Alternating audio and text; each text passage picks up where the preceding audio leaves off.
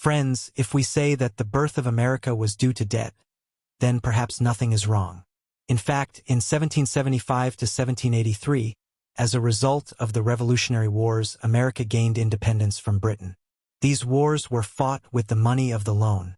Obviously, at that time, there was no central bank or financial system of America, nor was there any mechanism of tax collection.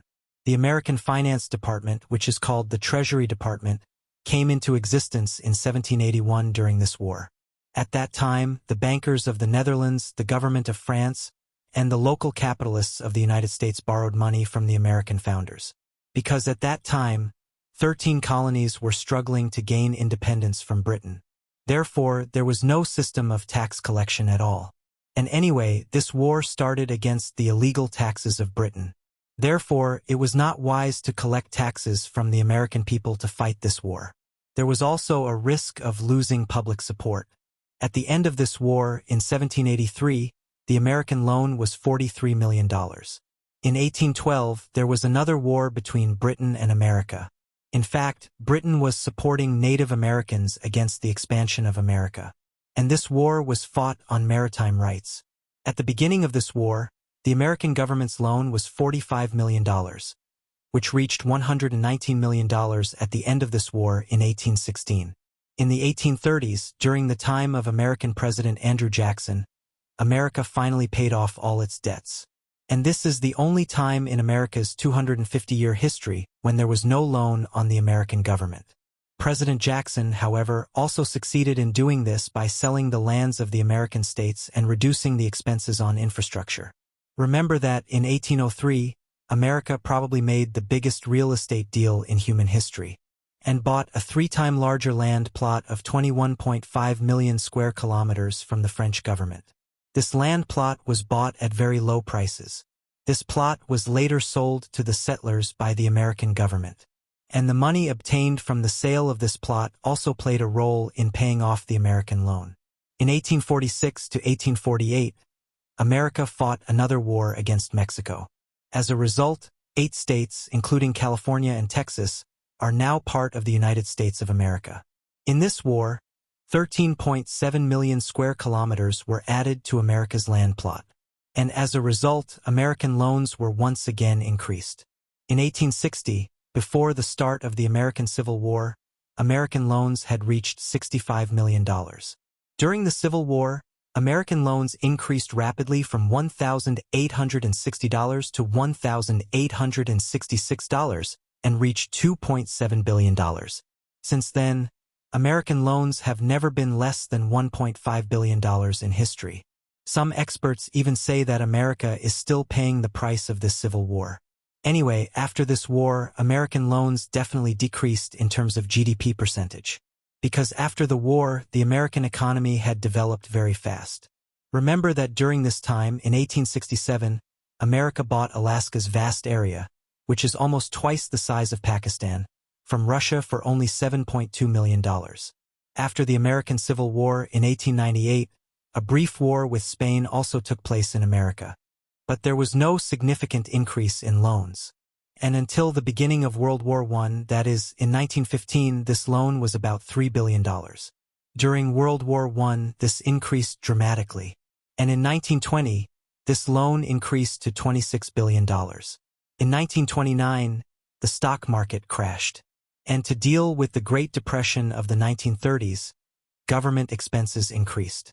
And by the beginning of World War II, this loan had reached $40 billion. During World War II, American loans once again broke the record. And by the end of this war, in 1936, this loan had reached $270 billion.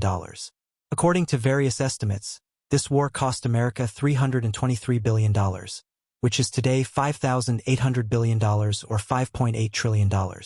This amount was mostly obtained by America by issuing treasury bonds to its own citizens. After the Great Depression, the American economy grew rapidly. And the Korean War fought in the 1950s also did not add much to the loans. In 1966, the American government launched a health program called Medicare, which is a program to provide treatment to the disabled and old citizens. This was an expensive and long-term expenditure, which still takes up a significant part of the American budget. More than Medicare, this war brought American loans to new heights. In 1965, American loans were $317 billion. In 1976, they doubled to $620 billion. In the 1980s, the Republican president of the United States, Reagan, reduced taxes. This step once again led to a rapid increase in American loans. Because it was the Cold War, and the Soviet Union had to increase its military budget every year. Lack of taxes caused another loss. And by the fall of the Soviet Union, American loans, which were about $907 billion in 1980, in 1989, $2,850 billion, i.e. $2.85 trillion, had reached. Even after this, the increase in American loans did not stop. This loan continued to grow in Bush Sr. and Bill Clinton. By 2000, it had grown to $5,650 billion. In the 8-year period from January 2001 to January 2009, American loans increased more than twice. And they increased from $5,800 billion to $11,900 billion. That is, it has increased from $5.8 trillion to $11.9 trillion. In 2001, the so-called War on Terror of the United States, and as a result of the wars between Afghanistan and Iraq, $1.2 trillion more was added to the American loan. In addition, during George W. Bush's time, American people and companies were also given some relief in taxes. And as a result of the 2008 financial crisis, the $700 billion bailout package given to banks was also a reason for an increase in this loan. Barack Obama's 8-year period from January 2009 to January 2017, this loan increased by another 70%, and the total amount of the loan increased from $11.9 trillion to $20.2 trillion. In order to deal with the 2008 financial crisis, the U.S. government had to spend a lot of money in this period as well. In addition, the government expenses of Social Security were increased during Obama's time, and some relief was also given in taxes. In the period ending in January 2021 of Donald Trump, more than $8 trillion, i.e. $8,000 billion, was added to the American national debt. The biggest burden of this period was the COVID-19 on American economy and loans, which led to an increase of more than $4 trillion in loans. Trump tax cuts and defense spending also played a good role in this. Friends, after Donald Trump, Joe Biden's U.S. presidency has added another $6,000 billion to U.S. loans. And at this time, this amount has exceeded almost $3,500 billion. The biggest reason for this is the impact of COVID-19, the increasing interest rates on loans, and the war in Ukraine, etc. Friends, this is so amazing and interesting that until 1990, when the U.S. had also won the Cold War and defeated its enemy, the Soviet Union, had achieved the status of the world's only superpower without the participation of others. It had bought vast territories of Louisiana and Alaska from France and Russia. It was self-sufficient in the atomic and hydroelectric power plants. It had also won the Second World War. It had built the world's largest road network and the world's largest dams. It had established its military bases in thousands of places around the world. It had also fought Vietnam, Korea, and the Revolution. Until then, the U.S. loan was only $3 trillion. But after that, when the U.S. did not win a war for any reason, nor was there any increase in funds for the U.S. at this time, the military capabilities were almost the same as they were in 1990. Yes, however, there has been an increase in this.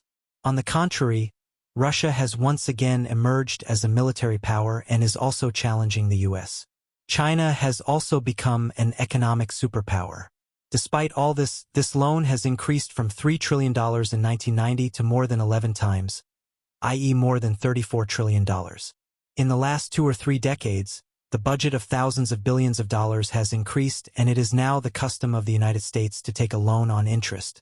Looking at the records of the last 2 or 3 years, almost every 100 days, U.S. loans are increasing by $1 trillion, i.e. $1,000 billion. The payment of interest on these loans is also increasing continuously, and a large part of the budget is spent on this every year.